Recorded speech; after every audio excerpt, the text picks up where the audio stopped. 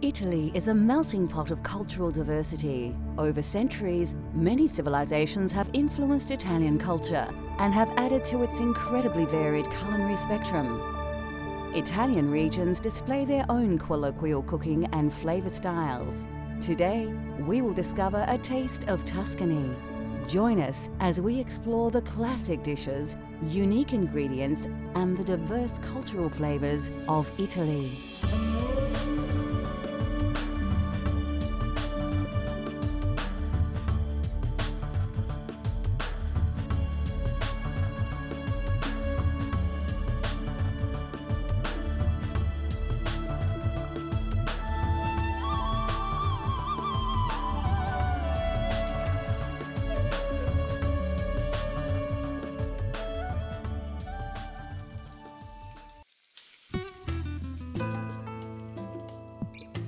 Situated on the Italian peninsula and part of both the European continent and southern Europe, Italy shares its alpine borders with France, Switzerland, Austria, and Slovenia. The food of Italy is famous throughout the world, with dishes like spaghetti, lasagna, and ravioli being found across the globe. But more importantly, the rich variety of regional cooking is alive and well, preserving some of this country's culinary history. Today, we will be exploring the flavors of Tuscany. Considered the birthplace of the Italian Renaissance, Tuscan cuisine is quite unique and even differs between the provinces. Tuscany is all about food and wine. It's all about the fresh produce, which they'll have homegrown or they'll get it from the markets, and then they're going to cook it, and they're going to cook it very slowly, and they're going to enjoy it with their family and their friends. They have lots of local vegetables and lots of pork and wild boar, which they make into small goods, and then they will share.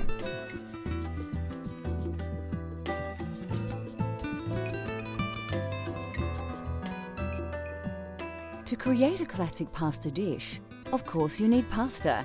And rather than pick up some dried spaghetti at the supermarket, to experience the cultural flavours of Italy at home, you're going to need to make fresh pasta yourself. My first exposure to Italian cooking was in a small restaurant in London that my father used to take me to when I was a kid. And they used to make all their own pasta there, and they had all the wooden boxes with all the various sizes, shapes and colours of fresh pasta.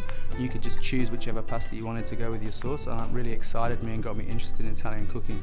All you need to make fresh pasta at home is some fine flour, some fresh eggs, and some semolina flour.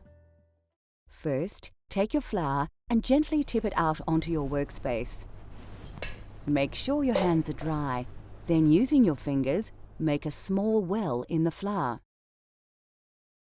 Take an egg and gently crack it into the well you've just created. Now the fun starts. Using your fingers, break the yolk so it mixes with the white, then gently work the egg around in a circular motion. What you are actually doing here is slowly picking up the flour around the edges and drawing it into the moist centre. When the egg and flour start to turn to a firmer paste, add another egg to the mixture and repeat the process. Don't be impatient and get tempted to stir the flour in faster, as this will introduce lumps into your dough that you'll have a hard time working out. As you work your mixture around, it will start to change consistency and the paste will develop into a dough. Keep kneading this dough with the flour until you're satisfied you have a very elastic mix. Be sure your pasta dough is not sticky. If it is, you'll need to add more flour. You will most likely have more flour than you require, so don't feel compelled to use it all. Once you have your dough at the correct texture, use your hands to mold it into a small cob. You will need to rest your dough for at least 30 minutes before you roll it out. Generally, pasta is made with a pasta machine. Take your dough and press it into a small disc. Feed it into the pasta roller, then fold it back onto itself and repeat.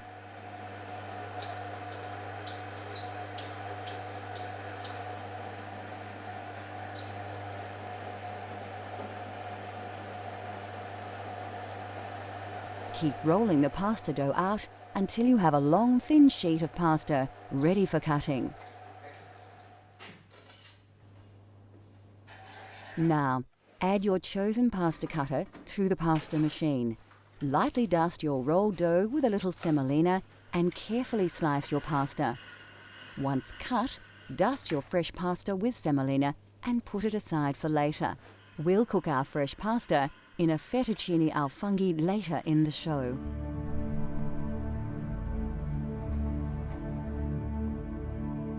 Anybody who has eaten Italian food will recognise the essential herbs and spices that add unmistakable characteristics to any dish. The most common herb in Italian cooking is basil.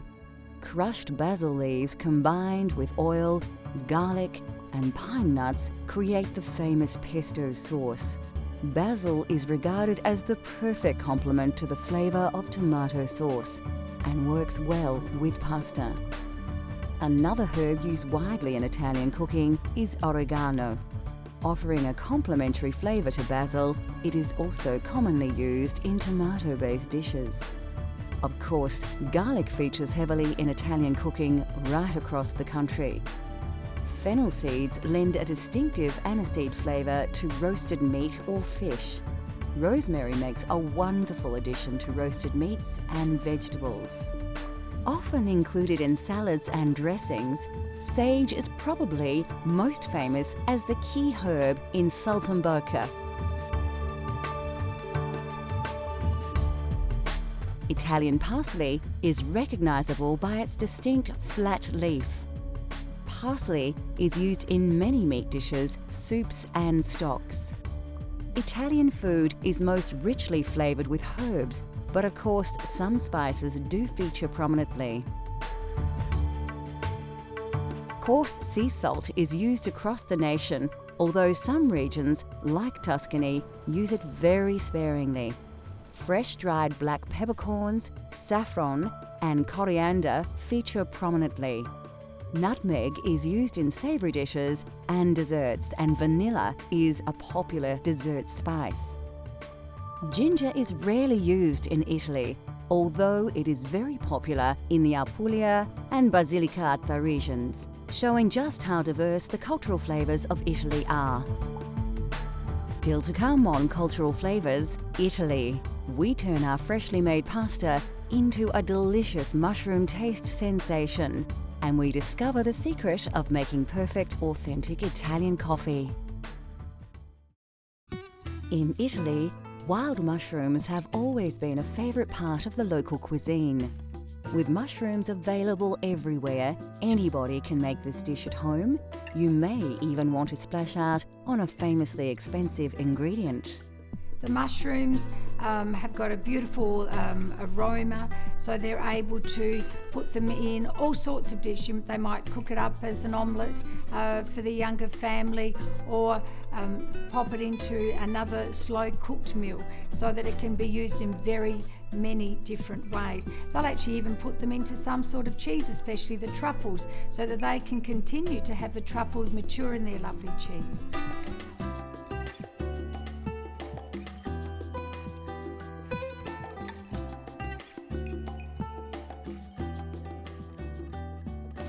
For this dish, you will need a selection of mushrooms.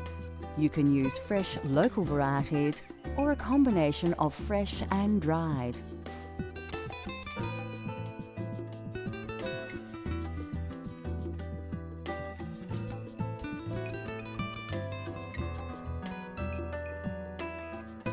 You will also need a dash of olive oil and some dry vermouth. First, take your Italian parsley and chop it finely.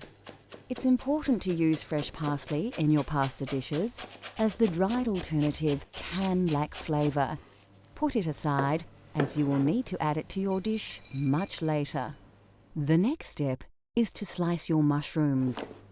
The trick here is to try and keep the size uniform so they cook evenly.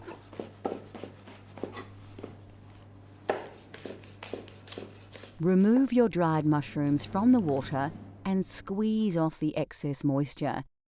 Then chop them evenly. Keep the water, you will need it later. Take the stalk of celery and remove the leaves. Chop into lengths, slice along the grain, Then finely dice into small blocks to avoid large chunks of this strongly flavoured vegetable masking the delicious mushroom flavours. Next, chop your garlic and slice your red onion. Put the ingredients aside and heat up your pan. So, to prepare the sauce, we're going to start with a nice fry pan, a little bit of oil. Want the oil to get nice and hot, almost smoking. The first thing we're going to add is our mushrooms, so they get a nice bit of colour on them. Brings out all the nice flavours, so they don't go soggy. After the fresh mushrooms have braised a little, add the dried mushrooms, then the celery, onion and garlic, and a sprinkle of salt. Reduce the heat and cook it gently to bring out all the combined flavours. Add a dash of vermouth and some of the liquid stock you had the dried mushrooms in, and your Italian sauce will be taking shape. Next, add the butter and cook on a gentle heat with the juices. When the butter emulsifies, it will produce a nice rich sauce. Finally, add your chopped Italian parsley and stir it right through the sauce. Then set it aside to rest while you cook your pasta. Put your heavily salted water on the boil. Ensure that it is a strong, rolling boil before adding the fresh pasta you prepared earlier. Stir it around a little to prevent the pasta from sticking together. Fresh pasta won't take long to cook, about 3 to 5 minutes. Drain your pasta in a colander and put your sauce back on the heat. Make sure it is very shiny. You can add more stock or butter to get your sauce to the desired consistency. Add your drained pasta to the sauce in the pan and stir through. Make sure you have covered the pasta entirely with your mushroom sauce. Then you are ready to serve. Grate some Parmigiano Reggiano, commonly known as Parmesan cheese, over the dish. Just enough to give it some bite and some extra saltiness, but not so much it causes the dish to go gluggy. Finally, if you have them, shave some black truffle over the dish just before serving. Now, enjoy your authentic fettuccine al funghi.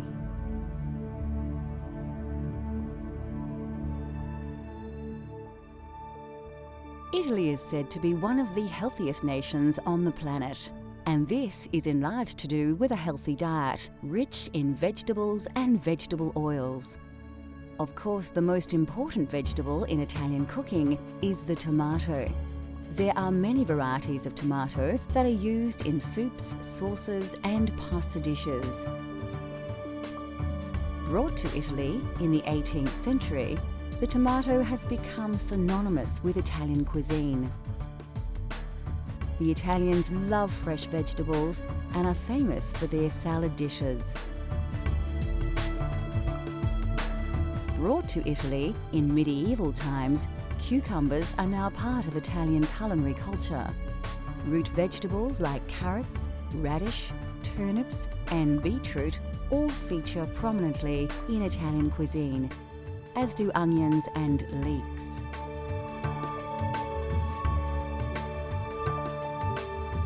Cabbages, cauliflowers, spinach, and rhubarb are also part of the Italian diet. Squash and pumpkins are often used as an accompaniment. Bell peppers and potatoes also have become part of Italian food culture. Melons, like cantaloupes named after the town of the same name near Rome, are often presented as a dessert. Asparagus is a common ingredient in many Italian dishes. Mushrooms are highly regarded in Italian cuisine, especially in the provinces in and around Tuscany.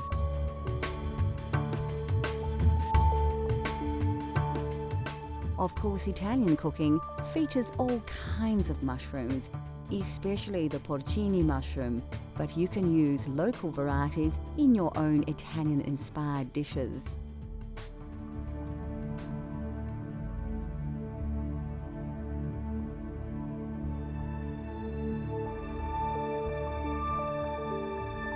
Coffee originated in the highlands of Ethiopia and quickly spread across the Islamic world during the Middle Ages. It was only introduced to Europe via Italy as late as the 16th century by Venetian merchants who had been trading with Muslims from the East. Yet, we must thank Italians for defining coffee culture as we know it today. Italians are deeply passionate about their coffee, so naturally the quality of bean is exceptionally important. Coffee comes in 2 varieties, and Italians overwhelmingly prefer Arabica over the cheaper Robusta bean. Roasting beans changes their colour, taste, smell, and Italians enjoy a full roast bean, which are rich brown in colour and have a slightly oily surface. Italian baristas have created a wide range of ways in which to enjoy coffee. Cafe Espresso is brewed by forcing hot water under pressure through finely ground coffee.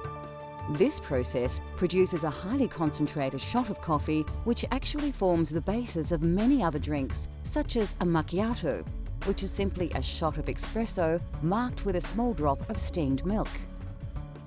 The most well-known Italian-style coffee is, of course, the cappuccino, and this cultural flavour of Italy has become increasingly popular right across the globe. Cafe latte is usually drunk at breakfast time, made with a full glass of steamed milk and a shot of espresso. This wholesome drink provides the perfect start to the day for many Italians. Coffee is drunk in a variety of ways, but generally speaking, Italians only add milk earlier in the day. With the exception of breakfast, coffee is rarely served alone and is usually enjoyed after a meal. The drinks, the roasting styles, barista techniques, and the popular social aspects of drinking coffee have all been heavily influenced by Italy's love of the coffee bean.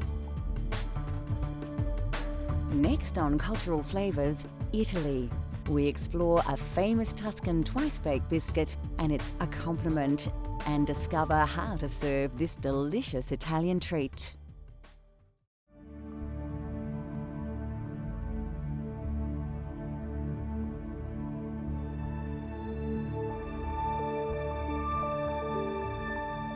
There are hundreds of types of pasta, but generally authentic pasta is made from durum wheat flour or semolina, which accounts for its yellow tinge. Durum wheat is believed to have been introduced to Sicily by the Arabs in the 7th century, and pasta has become the national dish of Italy. Of course, fresh is best, and authentic Italian pasta has texture and flavour characteristics that is difficult to replicate with dried alternatives. Having said that, there are a multitude of dried pasta options that keep well, so it has become a staple in many kitchens across the world.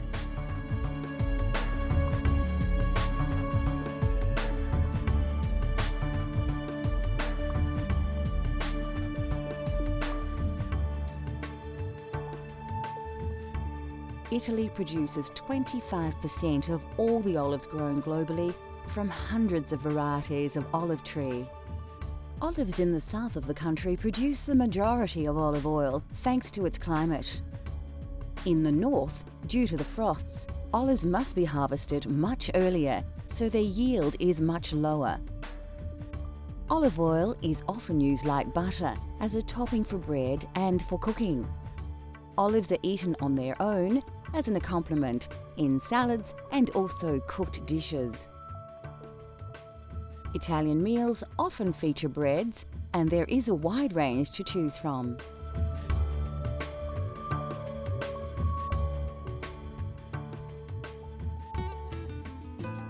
Italian food is rich with tradition, and there are few foods more traditional than biscotti. Tuscany, they love their biscotti. So they'll go to the local market and they'll get their flour and their sugar and the nuts, whatever nuts mum wants to use that might be in season, and they'll go home and there it will be in their beautiful kitchen, and they'll start mixing the flour, the eggs, the butter, the nuts, and then they'll roll and then they'll bake. And then with the biscotti, they need to slice them again, and then they'll need to rebake, so it's the double baked biscuit. That process, of course, brings the family together because it takes quite a long time for them to be able to do that. And then more especially, those biscotti are shared with their family and their friends. And because they are so hot and so crisp, they'll be able to share them for the rest of the week.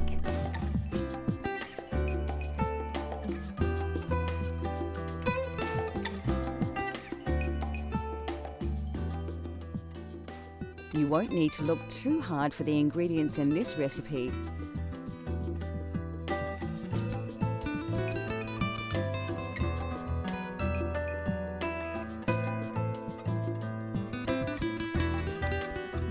Place your butter in a bowl and add your caster sugar. Mix the ingredients with a spatula until you have a consistency like this. The technique here has more than a few similarities with pasta preparation. So, just like making pasta dough, add your first egg and mix it into the sugar and butter. Work the ingredients together to achieve a smooth paste. Do the same with all the eggs until you have a fairly liquid, smooth and even paste.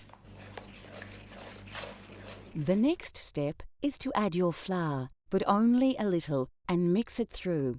Just like the pasta, you don't want to add all the flour at once. This technique ensures you have a lump-free mixture. As you add the flour, it develops a more dough-like texture, but still a liquid. This is the time to add the other ingredients. Put your lemon zest and nuts in and give it a little stir. You will soon realize that mixing with the spatula is no longer an option, and you will have to get your hands in. If your dough is still very sticky, add a little more flour until you can comfortably pick up the mixture without it falling and drooping from your hands. Take an oven tray and line with grease-proof paper. Place your biscotti dough, stretched out a little, on the tray, and now you are ready to place it in your 180 degrees Celsius preheated oven.